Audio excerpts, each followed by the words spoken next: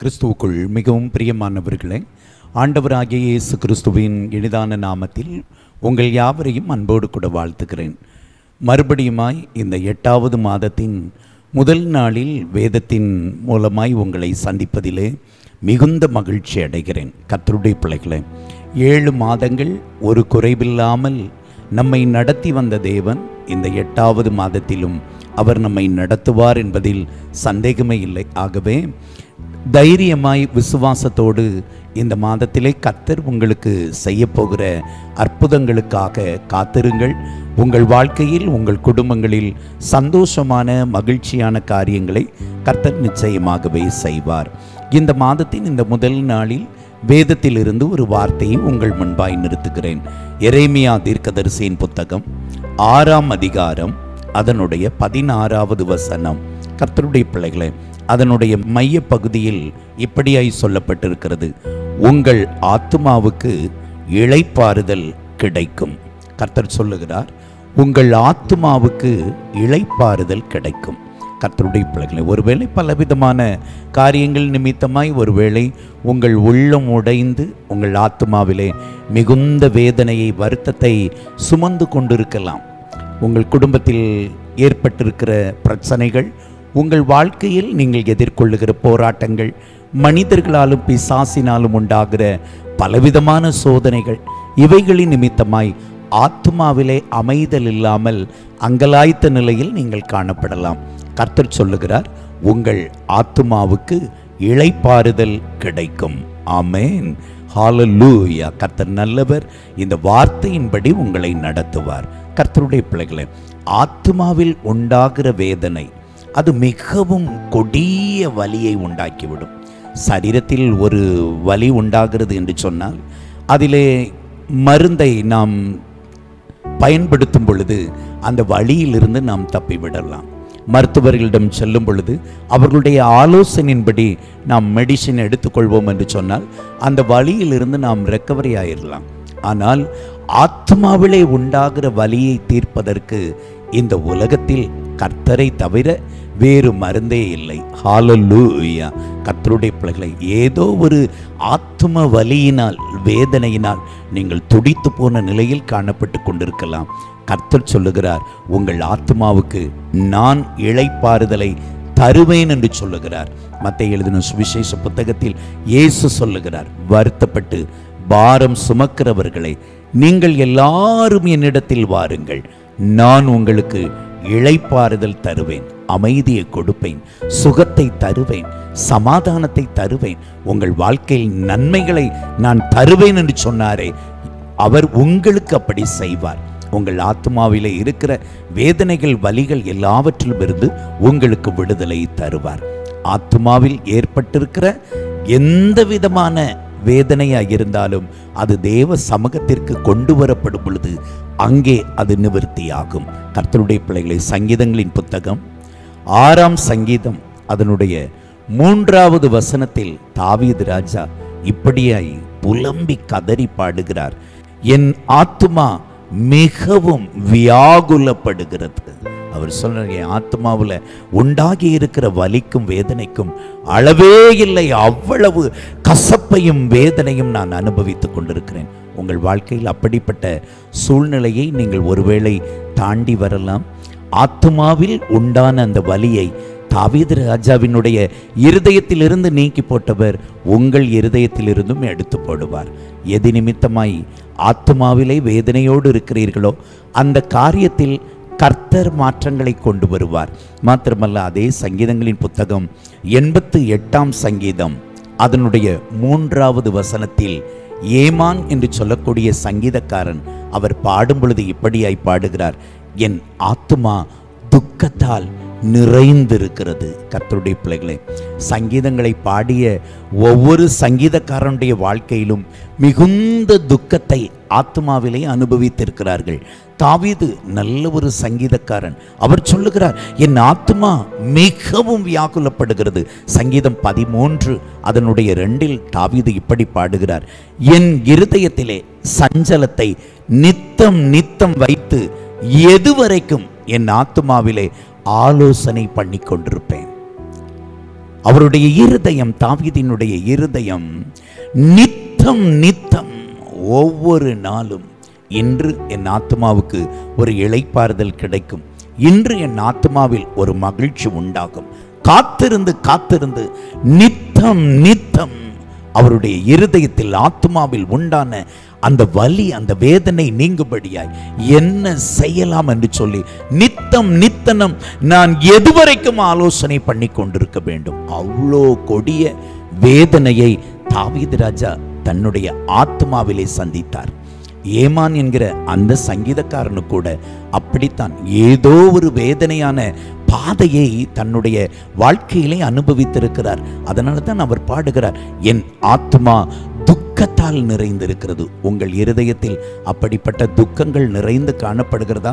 கர்த்தர் மாற்றுவார். கர்த்தருடைய பிள்ளைகளை, வேதத்தில் அநேக பரிசுத்தவான்கள், இந்த சங்கீதக்காரர்களாகிய தாவீது, ஏமான் மாத்திரமல்ல, அநேக பரிசுத்தவான்கள் ஆத்மாவிலே நொறுங்கி வாழ்ந்து கொண்டிருந்தார்கள். ஆனால் தேவனாகிய கர்த்தரை அவர்கள் சார்ந்து நின்ற பொழுது அவர்கள் ஆத்மாவுக்கு இளைப்பாறுதலை கர்த்தர் கொடுத்தார். உங்களுக்கு தருவார். யோபுவின் புத்தகம் 30ஆம் அதிகாரம் அதனுடைய 16வது வசனத்தை நீங்கள் பார்ப்பீர்கள் என்றால், யோபு சொல்லுகிறார், என் ஆத்மா என்னில் முறிந்து போயிற்று.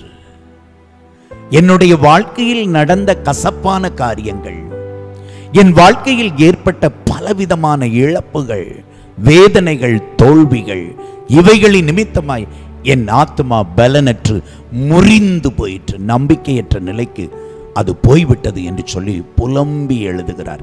கர்த்தருடைய பிள்ளைகளை, ஒருவேளை உங்கள் ஆத்மா முறிந்து போன நிலையில் இருக்கிறதா?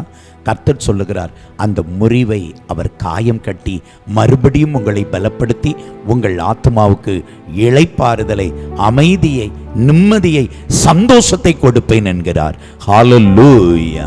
ஒருவேளை யோபு என் ஆத்மா பலனற்று துக்கத்தினால் முறிந்து போயிற்று என்று சொல்லி இருந்தாலும், யோபு 42ஆம் அதிகாரம் கடைசி பகுதிக்கு நீங்கள் வருவீர்கள் என்று சொன்னால், கர்த்தர் யோபுவின் முகத்தை பார்த்தார்.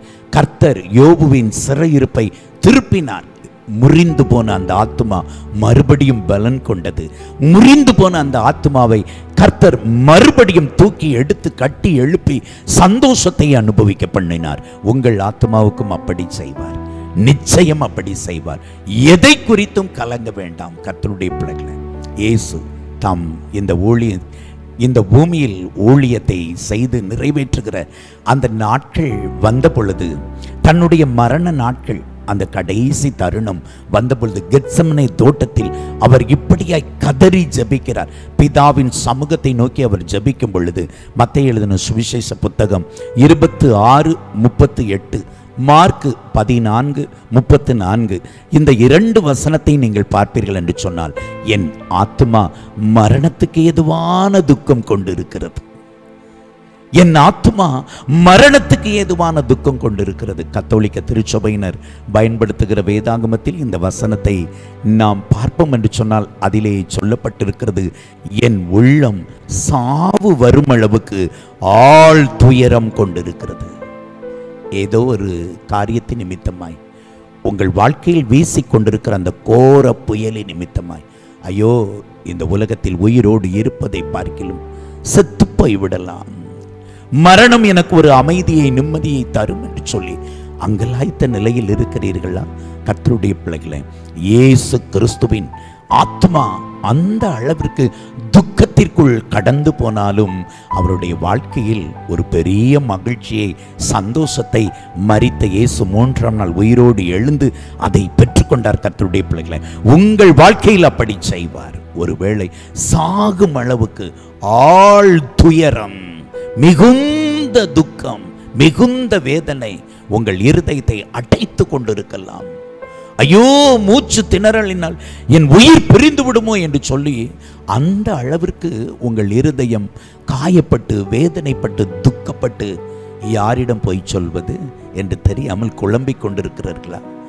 சங்கீதக்காரனாகிய தாவீது பாடியது போல, நித்தம் நித்தம் என் இருதயத்தின், என் ஆத்தும வேதனையிலிருந்து எப்படி நான் வெளியே வரப்போகிறேன் என்று சொல்லி எனக்குள்ளே ஆலோசனை பண்ணி கொண்டிருந்தேன். வெளியில் சொல்ல முடியாமல் உங்களுக்குள்ளே உள்ளே வைத்து வைத்து என்ன பண்ணுவது, எதை செய்வது, எப்படி இதிலிருந்து நான் வெளியே வருவது என்று சொல்லி உங்களுக்குள்ளே சிந்தித்துக் கொண்டிருப்பீர்கள் என்றால், இந்த மாதத்தின் இந்த முதல் நாளில் கர்த்தர் உங்களை தைரியப்படுத்துகிறார். அவர் உங்கள் ஆத்மாவுக்கு இளைப்பாறுதல் தருவேன் என்கிறார். ஹல்லேலூயா! உங்கள் ஆத்மாவுக்கு இளைப்பாறுதல் கிடைக்கும். கர்த்தருடைய வேதம் வானமும் பூமியும் ஒளிந்து போனாலும் ஒளிந்து போகாத வேதம், சத்திய வேதம். அது கர்த்தருடைய பிள்ளைகள். அவர் சொல்லுகிறார், உங்கள் ஆத்மாவுக்கு இளைப்பாறுதல் கிடைக்கும்.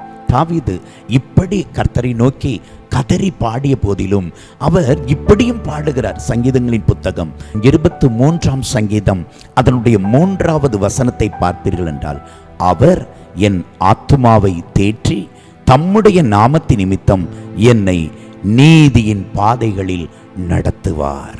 ஹல்லேலூயா! ஹல்லேலூயா!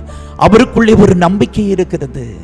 ஐயோ, இந்த துக்கத்தில் இருந்து எப்படி நான் வெளியே வரப்போகிறேன் என்று சொல்லி நித்தம் நித்தம் எனக்குள்ளே ஆலோசனை பண்ணி கொண்டிருந்தாலும் எனக்குள் ஒரு நம்பிக்கை இருக்கிறது. என் ஆத்துமாவை தேற்றுகிற ஒருவர் இருக்கிறார். என் ஆத்துமாவை தேற்றி என்னை சரியான மகிழ்ச்சியின் பாதையில் என்னை நடத்துகிற தேவன் ஒருவர் இருக்கிறார். அவர் என்னை நடத்துவார். நீங்கள் இப்பொழுது அவரை பார்த்து சொல்லுங்கள், அவர் என் ஆத்துமாவை தேற்றுவார். ஆமென். ஹல்லேலூயா! கர்த்தருடைய பிள்ளை சங்கீதக்காரன் சொல்லுகிறார், அவர் என் ஆத்துமாவை தேற்றுவார், அவர் என்னை நீதியின் பாதையில் நடத்துவார். நான் மரண இருளின் பள்ளத்தாக்கிலே நடந்தாலும் பொல்லாப்புக்கு பயப்பட மாட்டேன். தேவரீர் என்னோடு கூட இருக்கிறீர். உமது கோலும் உமது தடியும் என் ஆத்துமாவை தேற்றும். கர்த்தருடைய பிள்ளைகள், அப்படியே தாவீது குறித்து வேதம் சொல்லுகிறது, சுற்றிலும் இருந்த எல்லா சத்துருக்களிடமிருந்தும் கர்த்தர் அவருக்கு இளைப்பாறுதலை கொடுத்தார். ஹல்லேலூயா! உங்களுக்கு இளைப்பாறுதலை கர்த்தர் தருவார். நீங்கள் விரும்புகிற, எதிர்பார்க்கிற அந்த இளைப்பாறுதலை கர்த்தர் நிச்சயம் உங்களுக்கு தருவார். சங்கீதங்களின் புத்தகம் 42ஆம் சங்கீதம் அதனுடைய 5வது வசனத்தை பாருங்கள். என் ஆத்துமாவே, நீ ஏன் கலங்குகிறாய்? ஏன் எனக்குள் தேங்குகிறாய்? தேவனை நோக்கி காத்திரு, அவர் சமூகத்து ரட்சிப்பின் நிமித்தம் நான் இன்னும் அவரை துதிப்பேன். ஹல்லேலூயா! எவ்வளவு நம்பிக்கைக்குரிய ஒரு வார்த்தை! எவ்வளவு நம்பிக்கையோடு கூட அவர் பாடுகிறார். ஆத்மாவே, நீ மிகுந்த துக்கத்தில் இருக்கிறாய், உண்மைதான். நீ மிகுந்த கசப்பை அனுபவித்துக் கொண்டிருக்கிறாய், உண்மைதான். ஆனால் உனக்கு ஒரு நம்பிக்கை இருக்கிறது. நீ ஏன் கலங்குகிறாய்? ஏன் தியங்குகிறாய்? தேவனை நோக்கி காத்திரு. என் ஆத்துமாவை தேற்றுகிறவர் ஒருவர் இருக்கிறார். அவரை நோக்கி நீ காத்திரு, உனக்கு ரட்சிப்பு உண்டு. ஹல்லேலூயா! கர்த்தருடைய பிள்ளைகளே, இந்த 42ஆம் சங்கீதம் 5வது வசனத்தில் மாத்திரமல்ல, இதே வார்த்தையை அந்த சங்கீதத்தின் கடைசி வசனத்தில் 11வது வசனத்தில், சங்கீதம் 42:11 பார்ப்பீர்கள். அதிலும் அப்படி பாடுகிறார். மட்டுமல்ல, அதை 43ஆம் சங்கீதத்திற்கு வருவீர்கள் என்றால் 43ஆம் சங்கீதம் 5வது வசனத்தில் அதே வார்த்தையை மறுபடியும் மறுபடியும் சொல்லுகிறார். என் ஆத்துமாவே, நீ ஏன் கலங்குகிறாய்? ஏன் எனக்குள் தியங்குகிறாய்? தேவனை நோக்கி காத்திரு, என் முகத்துக்கு ரட்சிப்பும் என் தேவனுமாய் இருக்கிறவரை நான் இன்னும் துதிப்பேன். ஹல்லேலூயா! 3 முறை அதை மறுபடியும் மறுபடியும் மறுபடியும் சங்கீதக்காரன் பாடுகிறார், தாவீது பாடுகிறார். கர்த்தருடைய பிள்ளைகளே, உங்களுக்கு ஒரு நம்பிக்கையூட்டும் வார்த்தையை சொல்லுகிறேன். உங்கள் ஆத்துமாவுக்கு ரட்சிப்பு உண்டு. ஆமென். நீங்கள் கர்த்தரை துதியுங்கள். ஒருவேளை சங்கீதம் 31:9 அவர் பாடுகிறார், துக்கத்தினால் என் ஆத்மாவும் என் கண்ணும் என் வயிறும் கூட கருகி போயிற்று. அந்த அளவுக்கு அவர் வேதனைப்பட்டவர். ஆமாங்க, நீங்க நினைக்கிறீங்க எனக்கு இருக்கிற வேதனை யாருக்கு இருக்கு? என் பாடு, நான் அனுபவிக்கிற வேதனை, எனக்குள் இருக்கிற கஷ்டம், இது யாருக்கு வந்திருக்காது சொல்றீங்கல்ல? இதை விட நீங்கள் அனுபவிக்கிற இந்த வேதனையை விட பயங்கரமான வேதனையின் பாதையில் கடந்து வந்தவர்கள் இந்த வேதத்தில் இருக்கிறார்கள். தாவீது பாடுகிறார், துக்கத்தினால் என் கண்ணும் என் ஆத்மாவும் என் வயிறும் கூட கருகி போயிட்டு, சாப்பிட முடியல, சாப்பாட்டை பார்த்தா வெறுக்குது, அவ்வளோ துக்கம், அவ்வளோ வேதனை. அவ்வளோ பெருமூச்சு. கர்த்தருடைய பிள்ளைகளை, கர்த்தர் இந்த மாதத்தின் இந்த முதல் நாளில் 7 மாதங்கள் நீங்கள் சுமந்த வேதனைகள், துக்கங்கள் எல்லாவற்றிற்கும் முடிவை உண்டு பண்ணி இந்த 8வது மாதத்தில் அவருடைய வாக்கின்படி உங்கள் ஆத்மாவுக்கு இளைப்பாறுதலை தருவார். ஏமேன். நம்புறீங்களா? நம்புவீர்கள் என்றால் அப்படியே முழங்கால் படியிடலாமா? உட்கார்ந்துருக்கிற இடத்துல, நீங்க இருக்கிற இடத்துல முடியும் என்றால் முழங்கால் படியிடுங்கள். இல்லையில் அமர்ந்த நிலையில் கர்த்தரை நோக்கி பாருங்கள். உங்கள் ஆத்மாவில் இருக்கிற கசப்பு மாறும். உங்கள் ஆத்ம முறிவை கர்த்தர் சரி செய்வார்.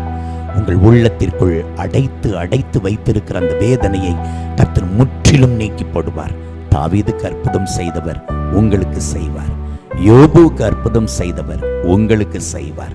இயேசு கிறிஸ்துவின் ஆத்தும வேதனை சந்தோஷத்தில் முடிந்தது போல உங்கள் ஆத்தும வேதனை மகிழ்ச்சியில் முடியும். காரணம், அவர் வாக்கு பண்ணுகிறார், உங்கள் ஆத்மாவுக்கு இளைப்பாறுதல் கிடைக்கும். நிச்சயம் கர்த்தர் செய்வார். நிச்சயம் அதை செய்ய போகிறார். நம்பிக்கையோடு தேவ சமூகத்தை நோக்கி நாம் பார்ப்போமா? நன்றி ஆண்டவரே, நன்றி இயேசுவே. இந்த மாதத்தின் முதல் நாளில் உம்முடைய பிள்ளைகளோடு கூட நீர் பேசி இருக்கிறபடினால் உமக்கு கோடானு கோடி ஸ்தோத்திரம் ஆண்டவரே. ஆத்துமா கலங்குவதே நேசரை நினைத்திடுவாய். ஆத்துமா கலங்குவதே நேசரை நினைத்திடுவாய். அன்பரின் ரட்சிப்பினால் தினமும் துதித்து போற்றிடுவோம். அன்பரின் ரட்சிப்பினால் தினமும் துதித்து போற்றிடுவோம். என் கூட சேர்ந்து பாடுவீங்களா? தஞ்சமே நீர், அடைக்கலம் நீர், கோட்டையும் நீர், என்றும் காப்பீர். தஞ்சமே நீர், அடைக்கலம் நீர், கோட்டையும் நீர், என்றும் காப்பீர். மான்கள் நீரோடை வாஞ்சித்து கதரும் போல் தேவனே, எந்தன் ஆத்துமாவும் உம்மையே வாஞ்சித்து கதருதே. யோர்தான் தேசத்திலும் ஏர்மோன் மலைகளிலும், யோர்தான் தேசத்திலும் ஏர்மோன் மலைகளிலும், சிறுமலைகளில் இருந்தும் உம்மை தினமும் நினைக்கின்றேன். சிறுமலைகளில் இருந்தும் உம்மை தினமும் நினைக்கின்றேன். சேர்ந்து பாடுவோம். தஞ்சமே நீர், அடைக்கலம் நீர், கோட்டையும் நீர், என்றும் காப்பீர். தஞ்சமே நீர், அடைக்கலம் நீர், கோட்டையும் நீர், என்றும் காப்பீர். மான்கள் நீரோடை வாஞ்சித்து கதரும் போல் தேவனே, எந்தன் ஆத்துமாவும் உம்மையே வாஞ்சித்து கதருதே. மான்கள் நீரோடை வாஞ்சித்து கதரும் போல் தேவனே, எந்தன் ஆத்துமாவும் உம்மையே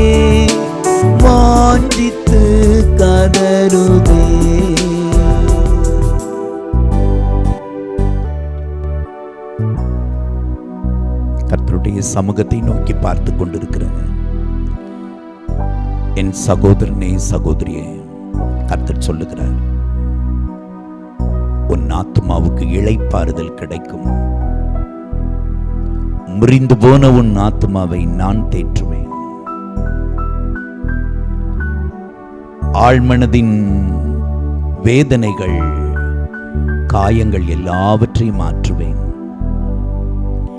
இப்பொழுது நீ கடந்து வருகிற இந்த கடினமான அந்த வேதனையின் பாதையில் இருந்து உன்னை நீதியின் பாதையில் நான் நடத்துவேன். சமாதானத்தின் பாதையில் உன்னை நிறுத்துவேன்.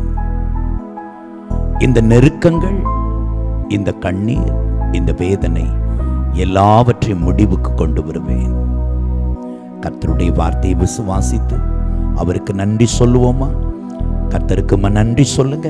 ஆண்டவரே, என் ஆத்துமாவில் இருக்கிற எல்லா வேதனைகளையும் நீர் மாற்றுவீர். ஆண்டவரே, நான் நம்புறேன்ப்பா. நான் பயப்படுவது போல என் வாழ்க்கை தோல்வியில் முடிவது இல்லை. நான் அஞ்சுவது போல என் வாழ்க்கை வேதனையில் முடிவது இல்லை. நீர் என் ஆத்துமாவை தேற்றுவீர். எனக்கு சமாதானத்தை தருவீர்.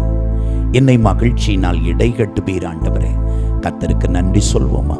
தகப்பனே, என்னோடு இணைந்து இப்பொழுதும் ஜெபித்துக் கொண்டிருக்கிற ஒவ்வொரு சகோதரருடைய வாழ்க்கையிலும், சகோதரியின் வாழ்க்கையிலும், என் தாயார், என் தகப்பனாருடைய வாழ்க்கையில், அருமையான வாலிப பிள்ளைகளுடைய வாழ்க்கையில் அற்புதங்கள் நடக்கட்டும். ஆண்டவரே, எந்தெந்த குடும்பங்கள் கண்ணீரோடு கூட கர்த்தாவே இந்த வார்த்தையை கேட்டுக்கொண்டிருக்கிறார்களோ அவர்கள் வாழ்க்கையில் ஒரு அற்புதம் நடக்கட்டும். ஆத்துமாவை தேற்றுவதற்கு உம்மை தவிர யாருண்டு? ஆண்டவரே, ஆத்துமாவின் காயங்களை ஆற்றி ஆத்தும வேதனையில் இருந்து ஒரு மனிதனை தூக்கி எடுப்பதற்கு உம்மை விட வேறு யாரும் இல்லை. ஆண்டவரே, நீர் அதற்காகத்தானே இந்த பூமிக்கு வந்தீர். வருத்தப்பட்டு பாரம் சுமக்கிறவர்களை எல்லோரும் என்னிடத்தில் வாருங்கள், நான் உங்களுக்கு இளைப்பாறுதல் தருவேன் என்று சொல்லி ஆத்தும வருத்தத்தை நீக்கும்படியாய் இவ்வுலகிற்கு வந்த இயேசு மகாராஜாவே, ஒவ்வொருவர் மீதும் உடைய அன்பின் பிரசன்னம் இறங்கட்டும். ஆண்டவரே, இளைப்பாறுதலை கொடுக்கும் பரிசுத்த ஆவியானவருடைய தெய்வீக வல்லமை இப்பொழுது ஒவ்வொருவருக்குள்ளும் ஊற்றப்படட்டும். ஒவ்வொரு குடும்பத்திற்குள்ளும் கடந்து செல்லட்டும். நெருக்கடியான எல்லா சூழ்நிலைகளும் மாறட்டும். கசப்பான அனுபவங்கள் அனைத்தும் கர்த்தாவை மதுரமாய் மாறட்டும். ஆண்டவரே, மகிழ்ச்சியின் சந்தோஷத்தையும் காணப்படும். அற்புதங்கள் நடக்கட்டும். நீர் அப்படி செய்ய போகிறபடியால் உமக்கு ஸ்தோத்திரம். எல்லா துதியும் உமக்கே சொந்தமாக்குகிறோம். இயேசுவின் நாமத்தில் ஜெபம் கேளும் ஜீவனுள்ள நல்ல பிதாவே, ஆமேன், ஆமேன். என் அன்பு கர்த்தருடைய பிள்ளைகளே, ஆண்டவருடைய வார்த்தையின்படி இந்த 8வது மாதத்தின் இந்த ஆரம்ப நாளில் கர்த்தர் உங்கள் ஆத்துமாவிற்கு இளைப்பாறுதலை கொடுத்திருக்கிறார். அந்த நம்பிக்கையோடு காத்திருங்கள். உங்கள் அற்புதங்களை பெற்றுக்கொள்ளுங்கள். God bless you. கர்த்தர் உங்களை ஆசீர்வதிப்பாராக. ஆமேன், ஆமேன். தொடர்பு கொள்ள வேண்டிய எங்கள் முகவரி: பாஸ்டர் டி. இன்பகுமார், இயேசுவின் பிரசன்னம் ஊழியங்கள், கர்மேல் பர்வதம், பேய்க்குளம், தூத்துக்குடி மாவட்டம், தமிழ்நாடு, இந்தியா. பின்கோடு 646113. அலைபேசி எண்கள் 9486373603 மற்றும் 7373133190. Our contact address: Pastor T. Inbakumar, Presence of Jesus Ministries, Karmel Mount, Peikulam, Tuticorin District, Tamil Nadu, India. Pin code 628613. Mobile number 9486373603 and 73731-33190. வாரந்தோறும் வெள்ளிக்கிழமை காலை 10 மணி முதல் 1 மணி வரை பரிசுத்த உபவாச ஜெபம் நடைபெறும். வாரந்தோறும் ஞாயிற்றுக்கிழமை காலை 9:30 மணி முதல் 12 மணி வரை பரிசுத்த ஆராதனை நடைபெறும்.